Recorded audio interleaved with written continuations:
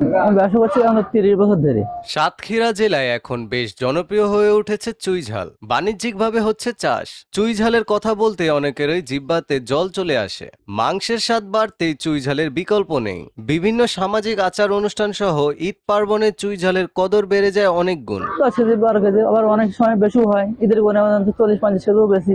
সাতক্ষীরার সুলতানপুর বড়বাজার, পাটকেলঘাটা, তালাকালীগঞ্জ সহ জেলার বিভিন্ন বাজারে চুইঝাল বিক্রি হয়ে থাকে প্রতি কেজি 200 টাকা থেকে 500 টাকা পর্যন্ত। মশলা হিসেবে গরু ও খাসির মাংসে দেয়া হলে ঝাল ঝাল এক অপূর্ব স্বাদের সৃষ্টি হয়। সেই স্বাদের কারণে অনেকে মাংস রেখে শুধু চুইঝালই মজা করে খান। আমি নিয়মিত চুইঝাল কিনি, চুইঝাল খাই।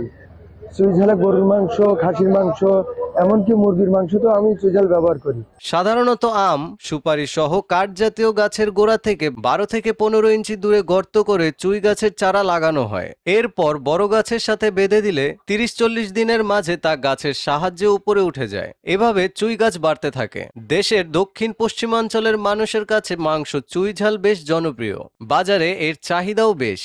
এখন হচ্ছে 800 টাকা কেজি, এ আছে 1000 টাকা কেজি, 600 টাকা কেজি, 500 টাকা কেজি। আর এই পাহাড়ি মাল আছে, এ আছে 300 টাকা কেজি।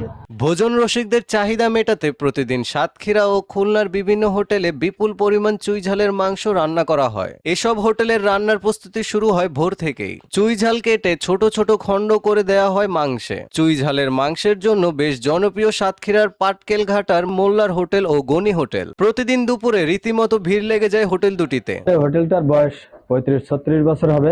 চুইঝালের রান্না দিয়েই শুরু। এই পাটকেলঘাটা বাজারেরই হোটেল। বিভিন্ন জেলার লোকজন আমাদের এখানে খেতে আসে।